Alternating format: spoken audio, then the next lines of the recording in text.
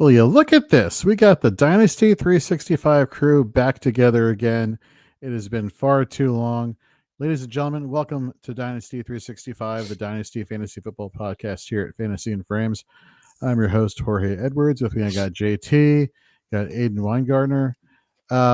We told you this, when we did our guys heading into the season episode that, with redraft season being the main focus for fantasy footballers out there, and IDP people, like JT and myself, being really entrenched in, redraft as well this season.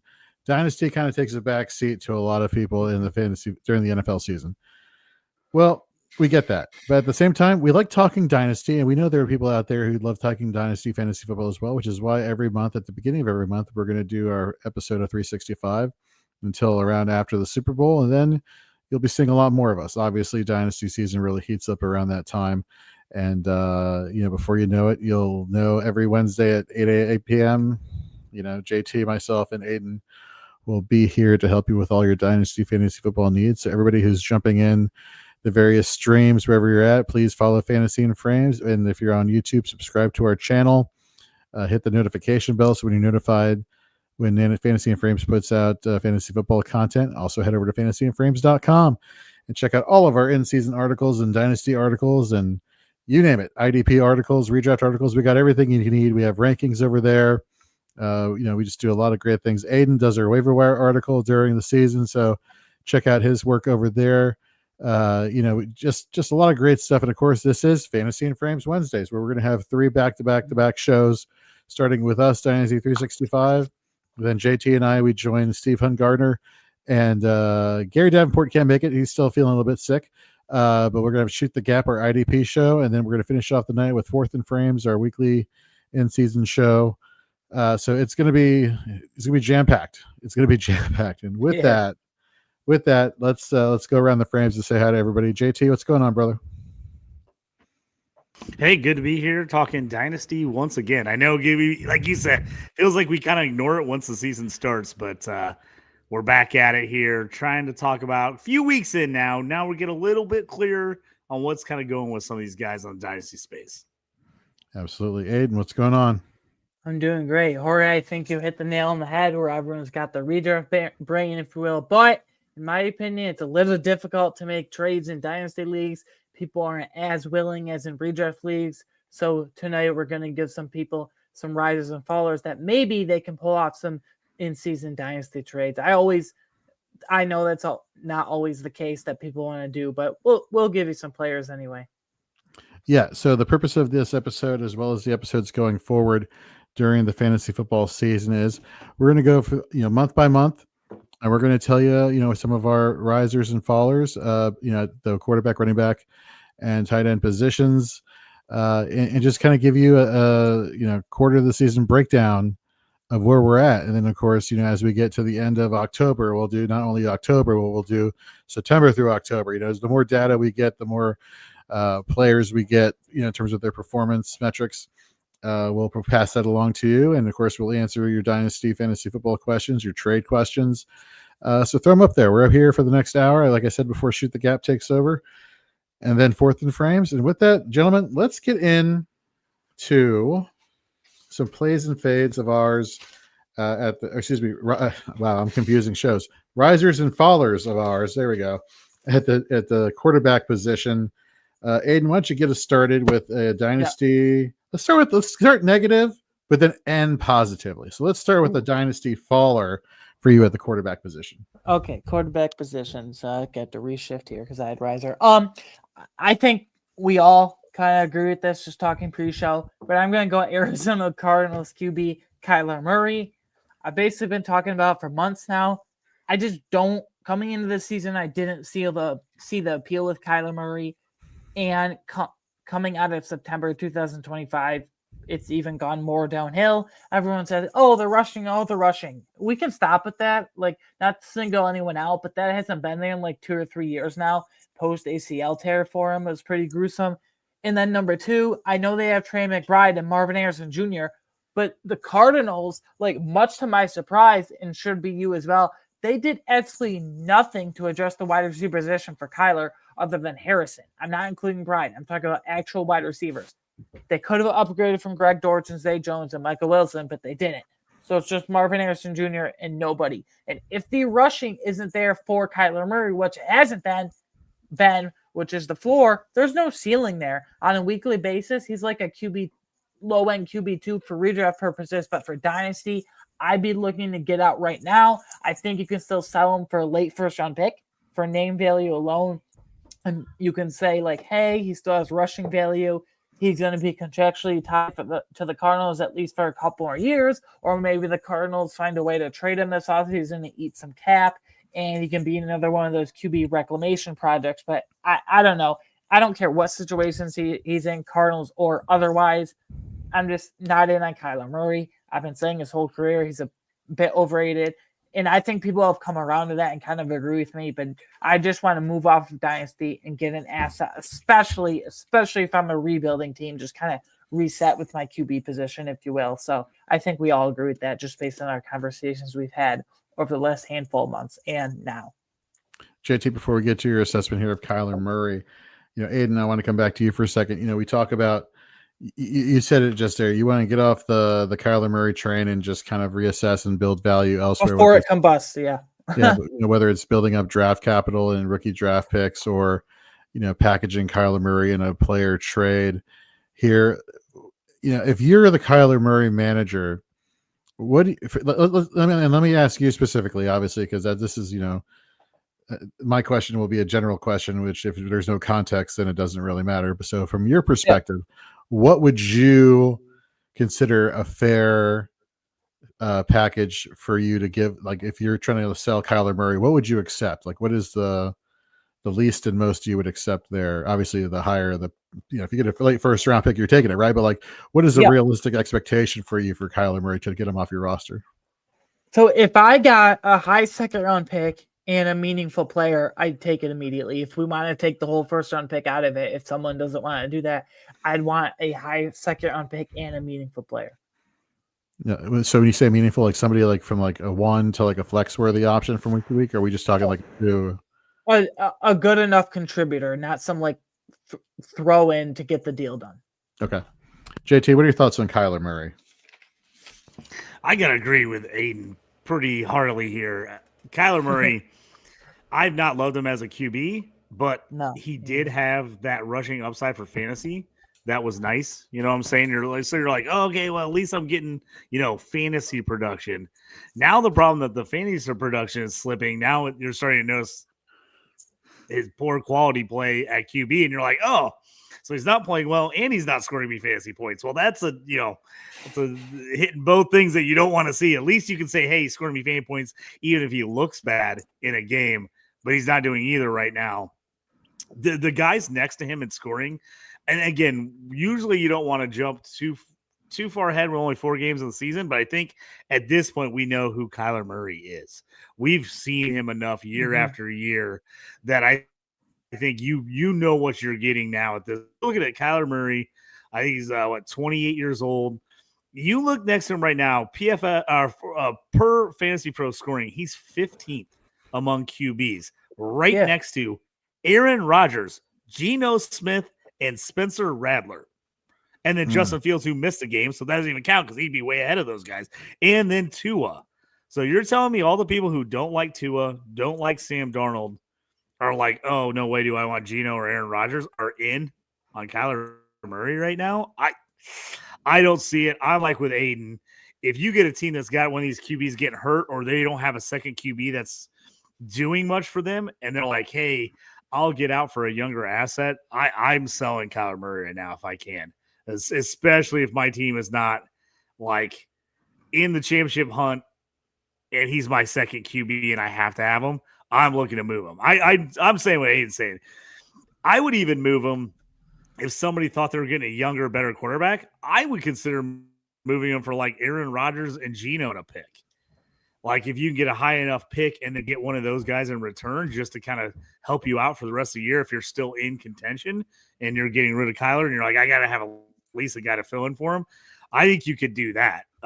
If I could get a first and like Sam Darnold back, sell me now. Like, absolutely. I'd take that in 2 seconds if somebody offered me that.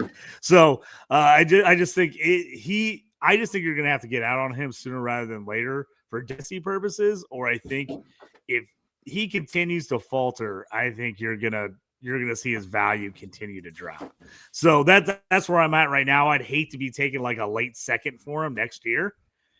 So for me right now, if I can still move Kyler to somebody that can get use out of him, and they look at it and they're like, he's younger, I can still maybe get a couple years out of him, and my QBs are old, then maybe you can do it. So that's where I'm at on Kyler. He's definitely the guy. Still think he has some value, especially in 2 QB leagues and Superflex leagues, but I'm worried about how long even that value is going to last.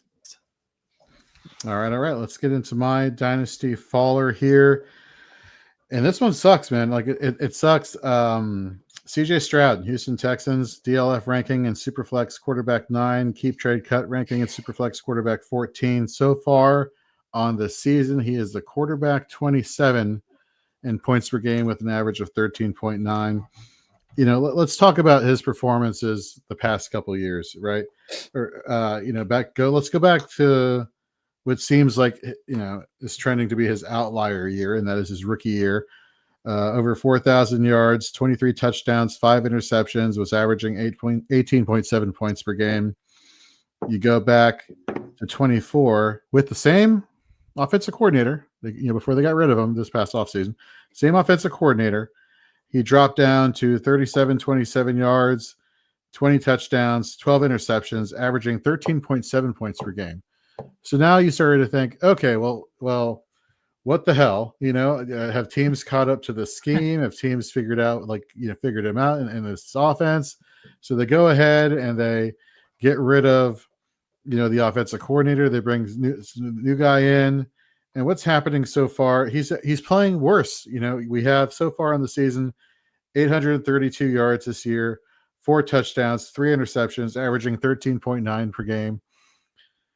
Man, like I get it. There's Nico Collins, and there's Nico Collins, and there's Nico Collins, and I keep thinking back to back when there was remember we were all hyped up about Nico and Christian Kirk and then 2 wide receivers out of Iowa State they drafted, yeah. And then it's like, oh, they brought in Dalton Schultz, so that'd be a safety blanket, and then Joe Mixon, and then and then. Now all of a sudden it's like we got Nico Collins, and we had one really great week of Woody Marks, which, by the way, JT, screw you for kicking my ass so badly in my home league this past weekend with Woody Marks and Ashton Genty on your starting roster. That was great. It's not looking good for CJ Stroud, and this is disappointing because in the offseason we saw and heard that they were going to give him more control of the offense, give him more ability to change plays at the line of scrimmage. And so one or two things is happening. Either this coaching staff and the offensive coordinator scheme and the offensive scheme sucks also, so they need to cut bait and go somewhere else. Or maybe our expectations of what CJ Stroud was supposed to be were kind of, kind of misguided after his rookie year. And then we dismissed 24 so quickly because it's like, oh, it was just a one-off. It's a sophomore slump. It's, blah, blah, blah. And here we are now going forward. And, granted, we're talking about risers and fallers through the month of September. Who's to say in October things don't completely turn around, or November or December? But for right now, if I'm trying to make a trade, there are two ways to look about it. Do I hold, knowing that I'm not going to get a lot of value because he's playing so poorly? Or do I wait for like a hot week where he goes off and then try and command more dynasty value there? It's a very tricky situation, but in either situation, he's definitely falling for me as a quarterback asset. Aidan, what are your thoughts on CJ Stroud? So I was huge on CJ Stroud coming into this year. I've been on record on multiple shows here at Fantasy and Frames over the summer and whatnot saying CJ Stroud could be in store. He will be in store, actually, in my opinion, for one of the biggest fantasy bounce backs we've seen in a while from a redraft perspective. And that just hasn't happened. Actually, quite the opposite. From a dynasty perspective, Jorge, yeah, I'm still in on CJ Stroud, but I'm like cautiously in. I'm cautiously optimistic. I'm not nearly as in as I was coming into the season. I'd hold for right now, even when he comes off that hot week, if you will, because you're really not going to get much. I think people are saying, oh, the offensive coordinator sucks. He still has Nico Collins. I think Jalen Noel and Jaden Higgins will develop for next year and beyond. So I'm still in on CJ Stroud, but I'm cautiously in, not as like, oh my God, I'm so in and coming into the season, if this makes sense. So one of the things I like over at PFF is their big time throw percentage, because it kind of tells you, just how explosive they are in the passing game, especially when they break it down between passes of 20 yards or more, in the deep passes, or you have the intermediate passes of 10 to 19, or the short passes of, 5 to 9. And so when I'm thinking quarterback, when I'm thinking, what I want out of a quarterback, I want yardage, I want touchdowns, I want everything. I want all the fantasy points, however you can get them to Big me. plays, yeah. So let's talk about plays. And plays of 20 yards or more, his big play percentage has him as the quarterback 26, where he's had 3 touchdowns, 2 interceptions. In plays of 10 to 19 yards, he's had an interception and is the quarterback 17. So not as bad, but like this big play, not home many run guy. people. Well, true. But even the ones he's throwing aren't 3 touchdowns. Right, that's what I'm saying. Yeah. It's not great. So, at a certain point, we have to stop saying, well, the weapons aren't there. The weapons are injured. There's excuse. It's one of those things where it's like, as a dynasty manager, do you hold out hope and you just say, I'm going to trust the talent I saw at Ohio State. I'm going to trust the performance he had his rookie year, or, and there are 2 scenarios to think about this. Are you rebuilding? Or are you in a win now mode? If you're in a win now mode, I'm trying to package a player with CJ Stroud, and try to upgrade the position right away as best as possible. If I'm in a rebuild mode, then I maybe not as urgently trying to move him away, if that makes any sense. JT, what are your thoughts? Yeah. CJ Stroud was my QB1. I was pushing hard for him a couple years ago when in the draft. I liked him a lot. Here's the thing with CJ Stroud. Their O-line is awful. I mean, they're awful. He's getting destroyed, and he looks like a QB that knows his O-line's awful. And that's a problem because he's playing like it. So to start, he's already got sacked 3 times in week 1, 3 times in week 2, 2 times in week 3, 2 times in week 4. And at this point, he's just chucking the ball away half the time just to get rid of it. So I think it's a multitude of things. Like Brandon pointed out earlier, his rookie year, everyone stacked the box because it was a rookie quarterback. So stacked, right? Well, he threw over play. They adjusted. They made plays. Well, as he got better, teams were like, oh, maybe we should play the pass more. That also hurt him. But then the O-line just kept getting worse, and the run game kept getting worse. And now teams are like daring them to run against them at this point. And the problem has been wideouts have been hurt. Nico hasn't stayed healthy the whole time. Tank Dell's been hurt the whole time he's been there. The rookies haven't stepped up yet. This is just a team in flux. And again, we keep forgetting that his rookie year, they played an absolute awful schedule. Obviously, they had one of the top picks. They played a terrible schedule in a pretty easy division, so they got a lot of wins against some bad teams. As soon as they saw the tougher schedule of winning a division last year, we saw what happened. They looked a lot worse when all of a sudden they had to play all the good teams. So I'm still in on CJ Stroud. The issue for me is if you're a contender and you got somebody who believes you can still move him for this year because he's killing you right now. He just is. If you need him to score points, you're in trouble right now. I still believe in him. I'm buying if I can get him. If I got somebody who's just super frustrated, if I can move him and get him, I'm buying because I still think CJ Stroud's going to be good. But right now, it's just that reverse. Instead of him having that awesome year 3 as a year 3 player, he had an awesome year 1 and has regressed because his team has gotten worse. His O-line's gotten worse, and he's actually playing in year 3 like a normal rookie would play when he's getting pressured and everyone's bringing the heat and blitzing him because his O-line. I don't know if you guys saw one of the plays. There's a play that's floating around on Twitter today. Literally, there was one defensive tackle last week in the game. His whole side, right side of the line, the center goes down, doesn't block the defensive tackle, and then the guard and the tackle run into each other on the same play. He goes right up the middle and just sacks him. It's like, How does that happen at the NFL level? I laughed because I sent that to one of my 6th grade head football coach that I coached with. And I was like, oh, this looks like our offensive line sometimes. We call a play and everybody just runs into each other and doesn't block a single person. That's what the Texans are doing right now. It's brutal. I still like CJ Stroud, but he is playing like a rookie quarterback that is just getting put in the ground every week. And he's got happy feet. He's just chucking the ball. He's getting rid of it. He's getting tired of getting hit constantly. I still believe in him, but these are the types of years, last year, this year, the type of years that can absolutely ruin a QB's confidence. I think CJ Stroud's a little mentally stronger than that. I think he's going to get back together, but it's probably not going to be this year. This team is not good enough. He's not going to get you points. So if you're still a believer, I'm in buy mode right now.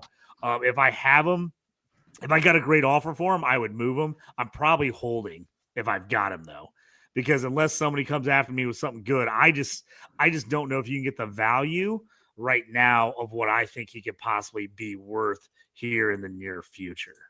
The one good thing is it's still a pass-happy offense, so there's opportunities there. He's just not, landing those opportunities. All right, Absolutely. JT.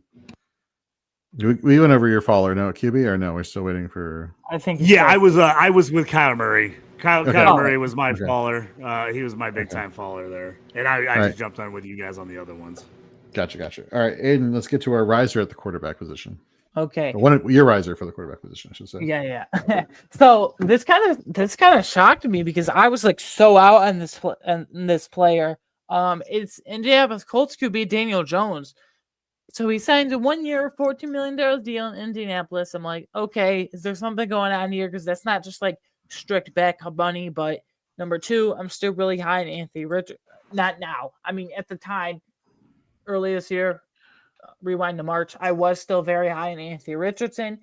And I didn't expect this at all. Like, he looks, other than that 2022 year where he was like up slightly above average, where he threw 15 touchdowns, Jones, that is, with the Giants. I was like, okay, maybe this could work out. Maybe it couldn't because he had weapons like Michael Pittman, Josh Downs, A.D. Mitchell, Alec Pierce. And then they draft Tyler Warren, who's just leads the whole NFL in all tight ends and receiving yards. Fun fact. So, and a great borderline elite to elite running back, depending on how you look at it, and JT, Jonathan Taylor.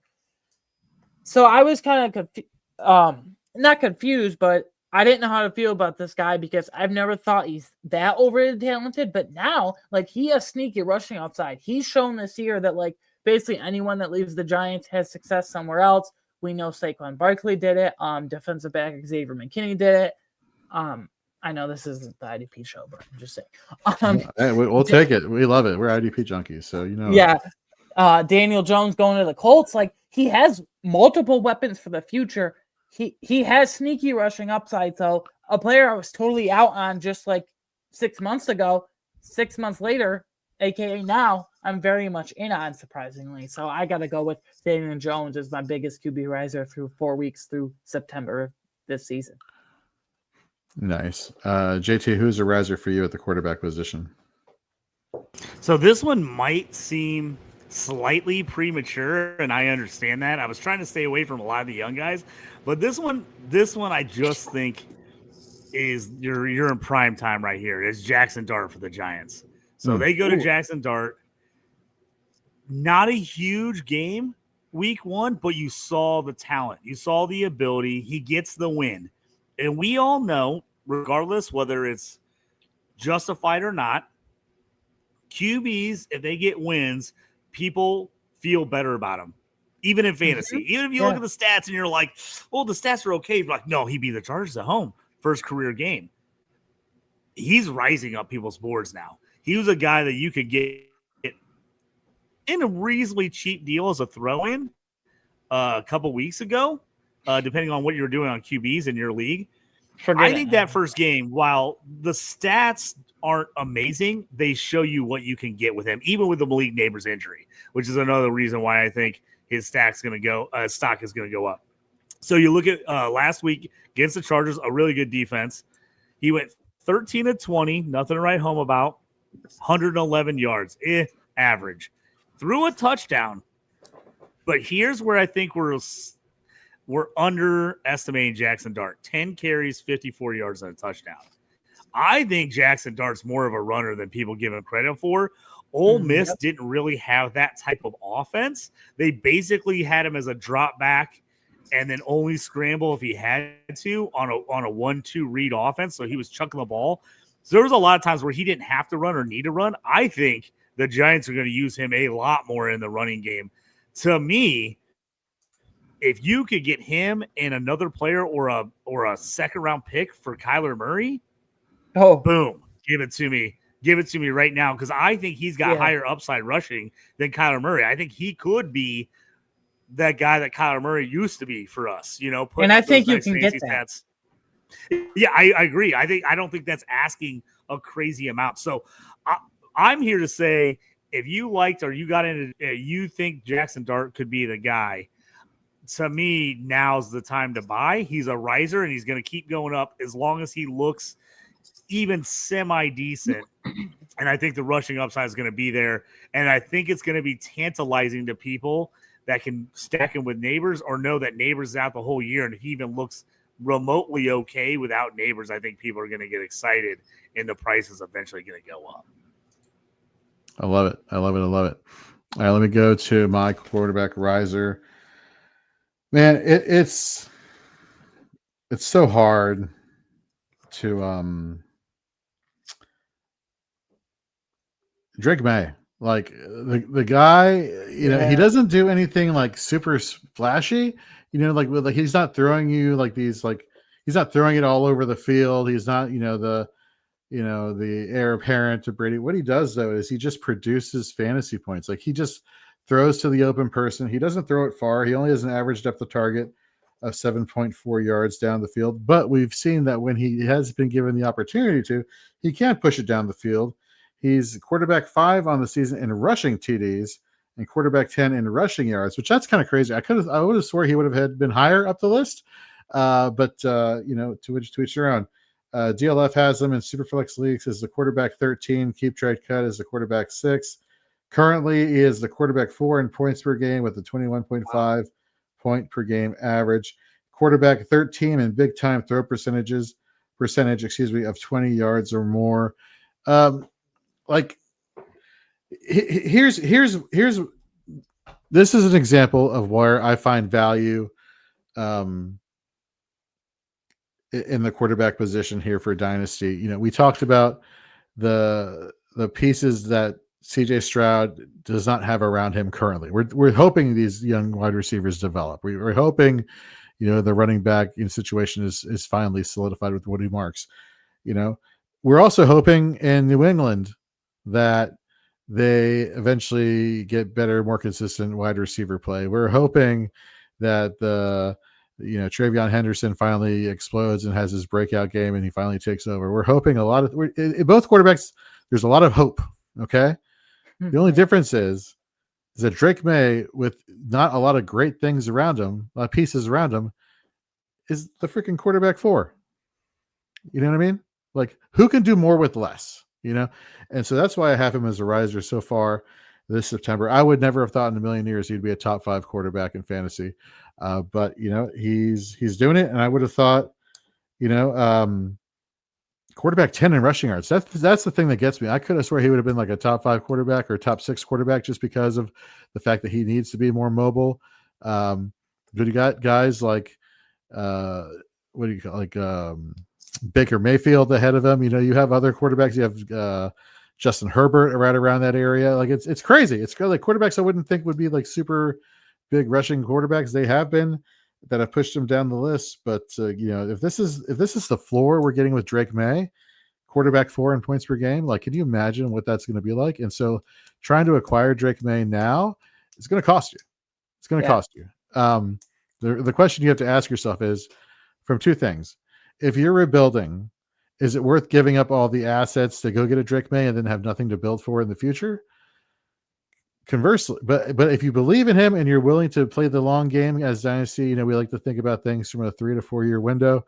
If you're willing to wait the long game and really just ride Drake May and have him be the cornerstone of your team and just realize that you're going to be rebuilding for a couple of years, okay. I can understand the rationale of trying to acquire assets there. I mean, at the end of the day, it's your team. Go get your guy. Do what you want to do.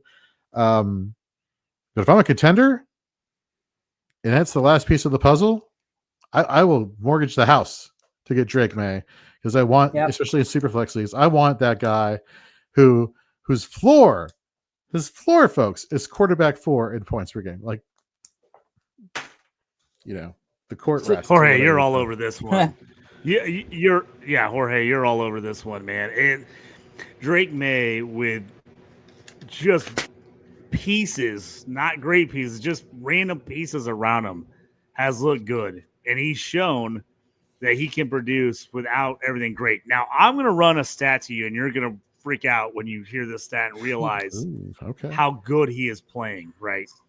So, number 1 sacks taken in the league this year, Cam Ward. And he's been brutalized.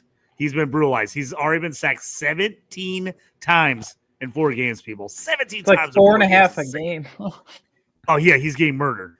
He's getting murdered. Number 2 on the list is really surprising. Lamar Jackson's at 15, which he almost never gets sacked. He's number 2, which is crazy. But the insane part about this, CJ Stroud, how much heat he's taken this year, he has 10 times he's been sacked. Tied for number 3 in the league in sacks taken right now is Kyler Murray and Drake May. 13 and May's still sacks. doing all that. 13 sacks. Drake May is doing everything you want Stroud to do with an equally bad offensive line. Like, that O-line for the Patriots is not good. I think, if you want to look at it, I think it's Tennessee, Houston, New England as the 3 worst offensive lines in the league. Las so Vegas, the fact that those other guys are just absolutely struggling, and Drake May's top 4 in scoring right now with that offensive line, you just look at that crystal ball in the future, right, Jorge, and you're like, oh my God, what if Vrabel fixes the offensive line? Right. What if he does it and they get him a couple pieces? You're like, Drake May could be amazing. That's where I'm thinking you see that upside there. If you have Drake May and your team is just absolute garbage, you got to start thinking about unloading him for just a ton of players and picks. But you could get that ton. Yeah, like you said, if you're a contender, if you can give up a bunch of picks and stuff because you're like in the mix and know you're getting a guy for the next 10 years, I have no problem loading a ton of stuff for Drake May because I just going to keep going up and up. You look at the stats, like you talked about the players around him, what some of these other guys look like, and there's with the same kind of offensive line, the same kind of pressure rate, and the fact that May is doing what he's doing, to me, Jorge, I'm all over this. I think Drake May could eventually be real special. I really do. Yeah, no, it's crazy. All right, next up. I'm sorry, brain's farting. Did you go already, or did I already? Yeah, we're good on quarterbacks. We've done our Risers and Fallers on quarterbacks. We're headed to the RB room. You want to go Risers first on this one or Fallers first on this one? Let's keep it the same. Let's go with all right. Let's do that. Let's do the Fallers. Let's go Fallers. Let me start us off this time. Isaiah Pacheco. Me too. Well, there we go. Yeah. DLF Superflex running back 20, keep trade cut running back 43, and points per game so far in 2025. RB 46 and half PPR with 6.1 points. Let's look at this, shall we? Let's take a little deep dive here. 2022 had 17 games, 170 attempts, 830 yards, 5 touchdowns, 130 through the air, but only averaged 7.6 points per game, and I'm talking in half PPR scoring. In 2023, cut short due to injury, played 14 games. That being the case, 205 rushing attempts, 935 yards, 7 touchdowns, 244 through the air, 2 touchdowns, averaged 13.7 points per game in half PPR scoring. Last year, came back from an injury late in the season. So I kind of want to discount a lot of that. Yeah. But to start the season here, 32 attempts for 126 yards, 6 receptions, 26 yards, a touchdown through the air, 7.6. So like he's one of those guys who I feel like he's stable, but he's not high enough to the point where I want to quote unquote value him. It's getting to the point where the term roster clogger could very well be applicable to Isaiah Pacheco. When it comes to running backs, again, one of the things I like to look at in terms of advanced metrics is breakaway percentage. What are the things, we talked about quarterbacks. What do we want? We want the big plays. We want the chunk yardage. What do we want from the wide receivers? Yardage, reception tallies. So we're not getting the yardage, for running backs, we want those guys who just break away to, big runs. We want words I never thought I'd say. We want the Travis Etiennes of 2025 and 2023. You know what I mean? We're just going to ignore 2024 for Travis Etienne. He has 0. Pacheco has 0 so far this year. So it's not looking good. The fact that he has to compete with Kareem Hunt. Yeah. Out of all people, that should tell you a little bit about what they think about him. Just not feeling it. I feel like now's the time to kind of, if you can get a late second and maybe a high third and a third, or maybe a third and a flex option at this point, you maybe the best you could do at this point. Aidan, what are your thoughts on Pacheco? So I said me too, because I also have Isaiah Pacheco as a faller. Just listen to this. He's not an explosive running back, and he basically provides you nothing in the receiving game.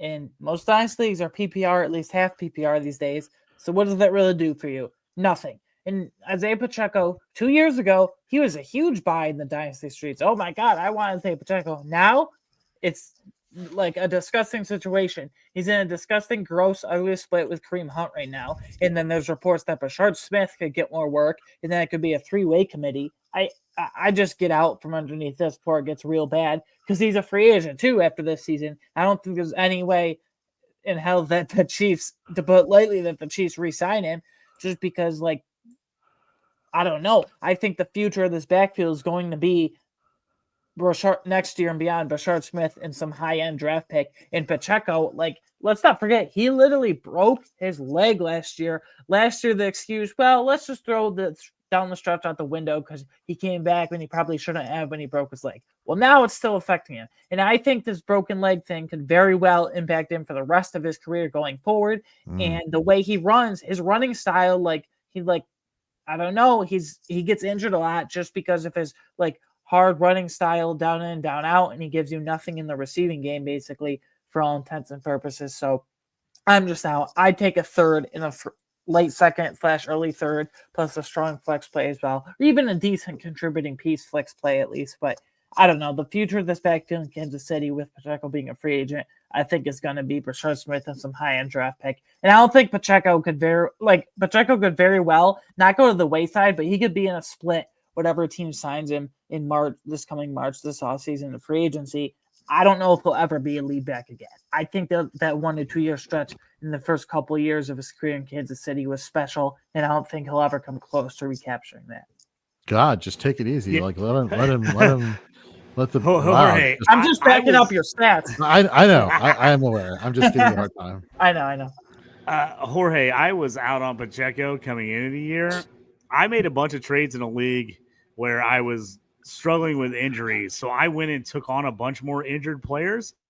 Made a deal where I got Puka, Pacheco, some draft picks, and moved some guys to a team that was contending while I had everybody hurt. I immediately moved Pacheco in the offseason. I wanted 2 seconds for him.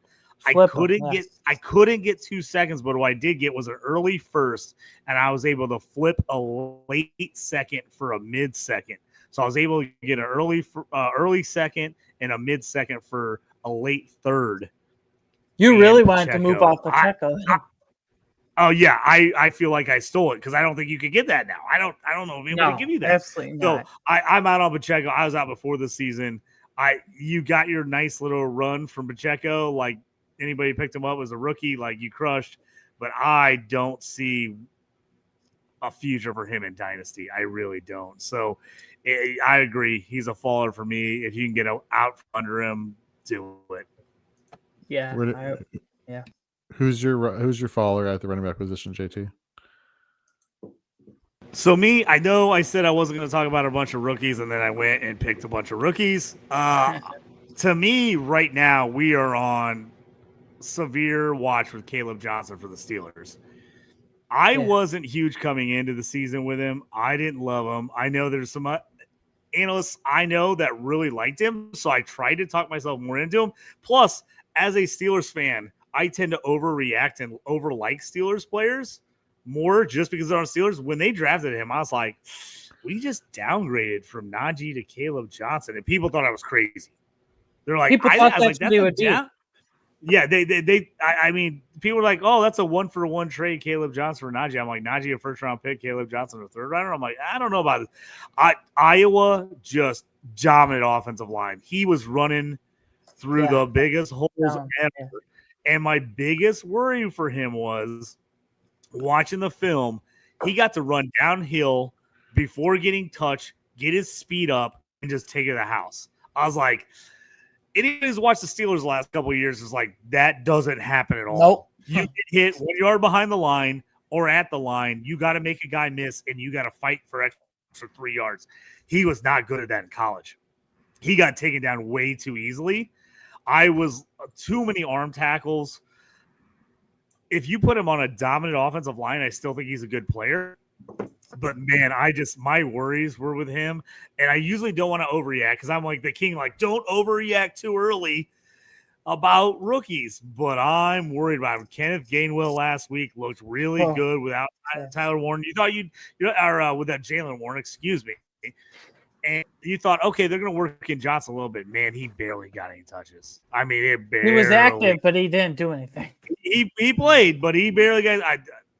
If I'm a Caleb Johnson owner and I took him at the end of the first round, I'm really nervous right now because I don't even think you could trade him for a second next year. Right at this moment. Well, Kenneth Gainwell's only on. Okay, go ahead. Jalen back after the bye, and so I can't get I'm not totally. I wouldn't necessarily. I would not go sell Caleb Johnson right now because if you took him in the first round, like you're not going to get that value back. So I'm like, I'm probably going to hold him and see what happens. And the Steelers are also notorious for not playing with a lot of rookies, at least early on, especially.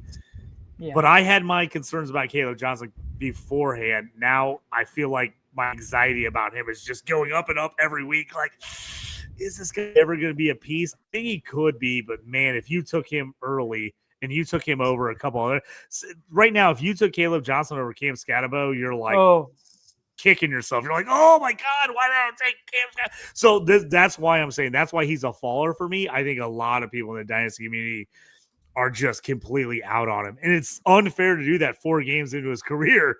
But I think people are massively like freaking out about Caleb Johnson. Some people even took him over Judkins as it got closer. But if you drafted late in the year, in the summer, when all Judkins had his off the field issues, there were people absolutely taking all those guys over Caleb Johnson over Judkins. And those people are absolutely so mad at themselves right now. They're so mad at themselves right now that they did that. Mm-hmm. All right, let's get into a wide receivers fallers. This shouldn't take long. This wide receiver has only broke 1,000 yards once in his career. So far this season on his team, he is leading the team in targets with 30, but is only catching 43.3% of his targets. However, he does get the team lead in receiving yards with 182. So I guess volume, right? He is in Superflex leagues, DLF's wide receiver 46, keep trade cut, wide receiver 44. Like Jerry Jeudy. I had that one too. Again, I mean, you know what? It's great minds right there. Jerry Jeudy, epic fail. What's up? Welcome back to the chat. Yeah, he is. No. And here, and you think things are going to get better now that Dylan Gabriel's the quarterback? Oregon was known. The Oregon system is not known for having these passers who could just chuck it deep and their wide receivers go deep and make plays.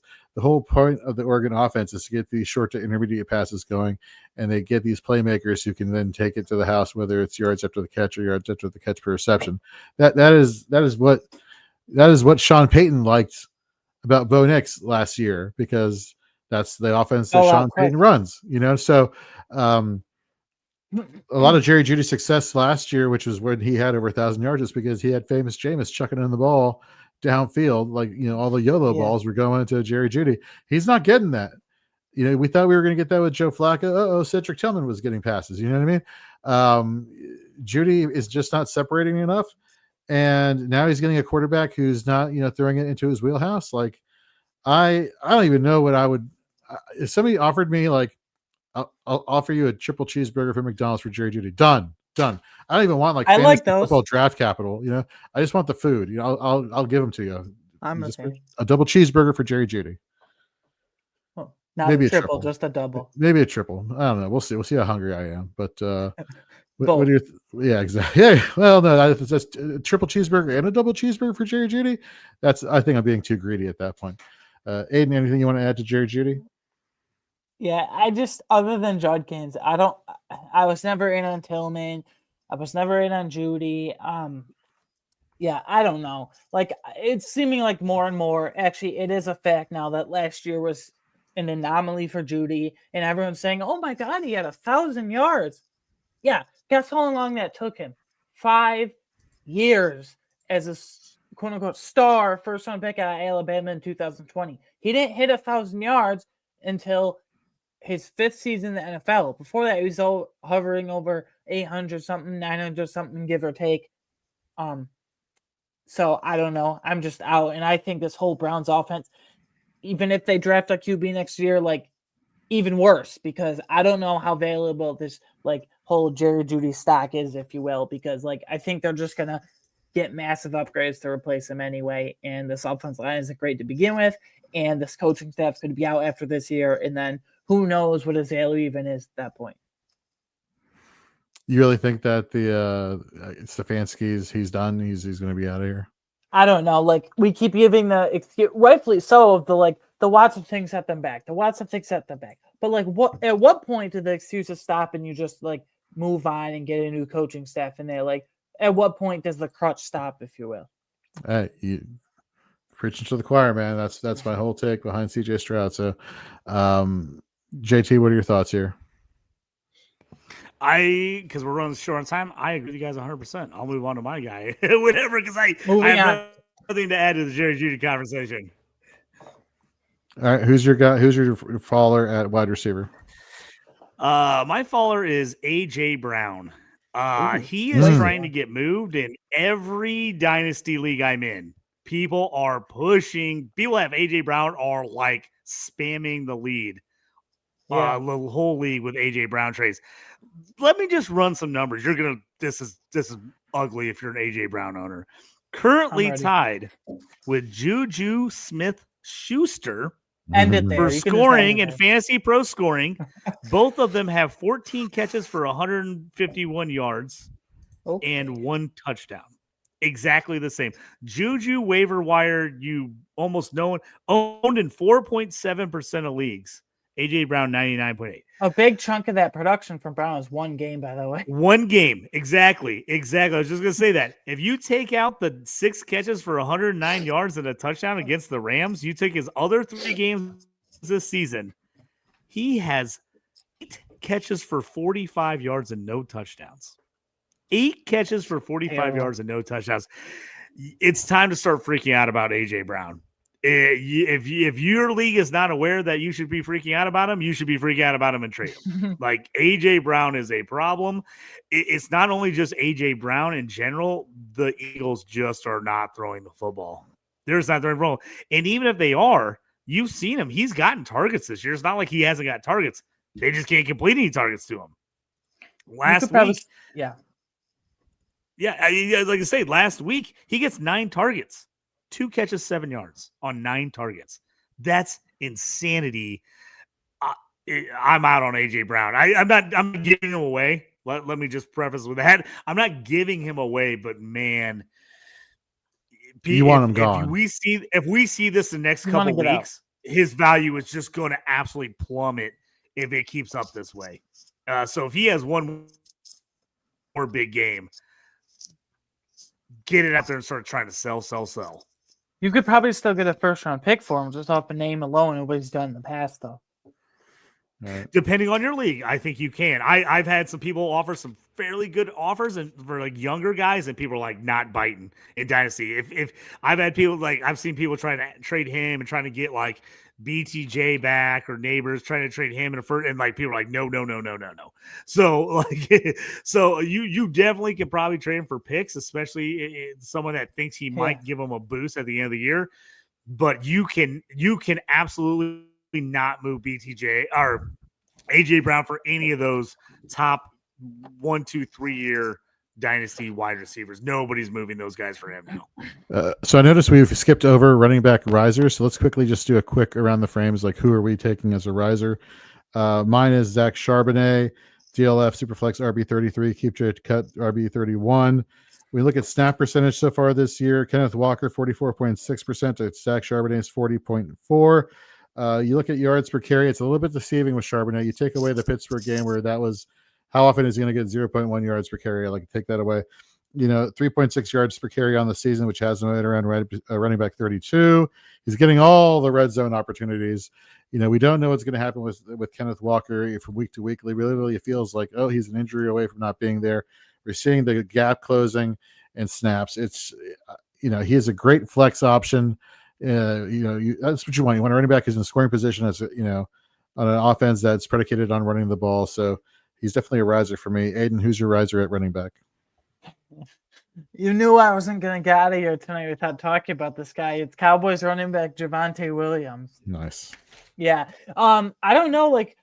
We're 2 years removed from the torn ACL now. Right. If you remember correctly. And he's in a very high volume passing attack. And I think he's shown enough that, first of all, the Cowboys, when they get in the red zone goal line area, they love to feed it to Javonte Williams. And also an underrated part of his game is the receiving ability out of the backfield. And now without CeeDee Lamb for redraft, even more so. But for Dynasty, I anticipate that he'll be re-signed by the Cowboys now because he's shown enough. He was on a 1-year prove-it deal. Well, he's proven that he deserves more than just that. And everyone was like, oh, Jaden Blue, is he going to cut into his workload? Jaden Blue is a way smaller back than him, and Jaden Blue has been a healthy scratch every single week of the season, so we know how they feel about him. But number 2, I think Javonte will resign in Dallas and not get a hefty deal, but much more than a prove-it deal, and I just think it's wheels up for him for the future. All right, JT, who's your riser at running back real quick? Again, hate to keep sticking with the rookies, but Quinshon Judkins for Cleveland. This offense is terrible. They're bad, but he's still producing in a just god-awful offense. Missed week 1, basically missed all training camp with off the field stuff. Week 1, came back week 2 on minimum snap count. Still got 10 carries for 61 yards and 3 catches for 10.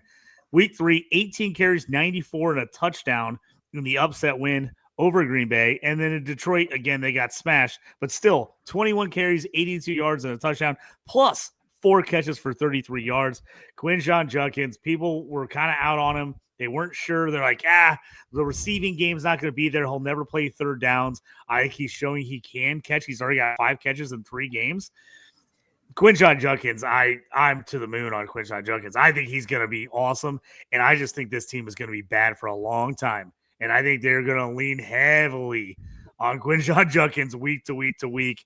Yeah. I'm all for him. I think he's just going to go up dynasty rankings. There's a couple guys who have gotten older, a couple guys who got injured this year. I think he's just going to keep turning up those rankings. I would not be surprised if you see Quinshon Judkins inside a lot of people season. He's everybody's top 10 dynasty RB ranks. All right, let's finish off with Dynasty Risers. Mine is Michael Pittman Jr., DLF wide receiver 38, keep trade cut wide receiver, ironically 38. Points per game, wide receiver 15 with 13 points per game average and half PPR. Look, we were talking about it as one of our guys in August when we did the show last. In 21, he had 11.4, and this is half PPR scoring. In 22, 10.4 points per game. 23, 12.2 points per game. Then he broke his back and still got you 8.2 points per game, and now he's averaging 13. Wide receiver 11 in intermediate passes of 10 to 19 yards. Ironically, his 3 touchdowns on the season have come on 20 yards or more, 10 to 19 yards, and 5 to 10 yards. So he is the target there for the